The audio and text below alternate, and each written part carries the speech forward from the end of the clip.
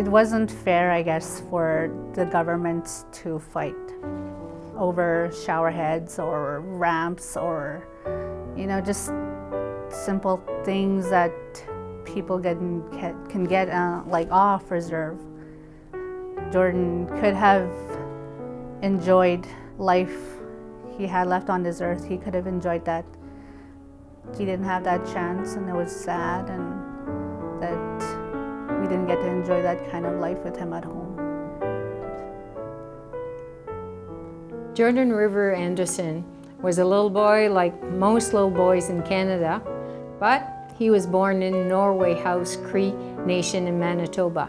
Jordan was born with multiple medical issues and spent all his 5 years of his life in a hospital. And 2 years he could have been at home with his family, but the provincial and federal government were fighting who would pay the bill with home care.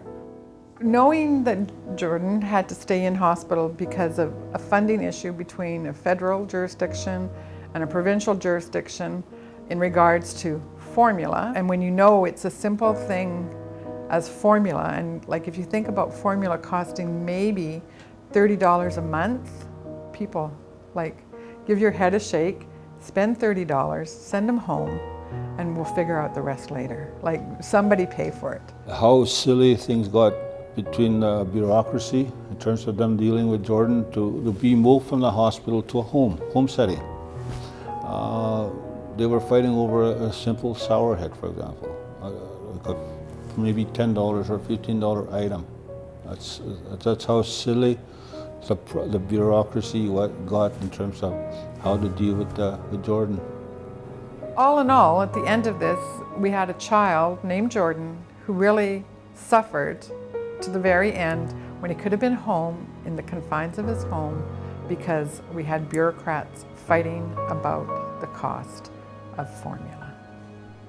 Jordan's principle, the way we interpret it when we developed this document, was whoever comes into contact with any child that is in need of any services that are not readily available on reserve, that government or agency pay, and then they can resolve in terms of if there's any expenses that will be incurred by a child. The government agencies or whatever could resolve their issues after. It's as simple as that. Jordan's principle was something that was very much needed, is very much needed even today. There are many children that fall between the cracks, and it becomes a jurisdictional issue between province and the federal government. And again, as people, as leaders, as individuals, we have a collective responsibility to ensure that we protect all children. That's a collective responsibility that we all have. It states that it takes a village to raise a child. So the village is not necessarily just Norway House, it's all of us, in this country, Canada. Jordan wanted to go home, and his mother and father wanted him to come home. In the long run, it broke us apart. It really tear my family apart. Even my marriage, we had to separate. Jordan and his family in 2007 really started this process in a small community in Norton, Manitoba, and that was in 2007. Nas kumanagi wichihai maski skiok maski hinok kagi wichihai Jordan Health Science Center yagi minute iwapak niya nistan sagi.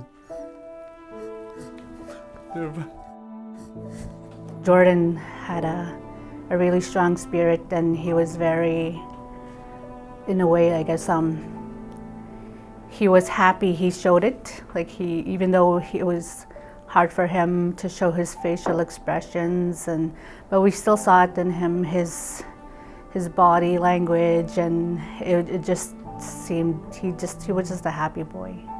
He was happy to have us.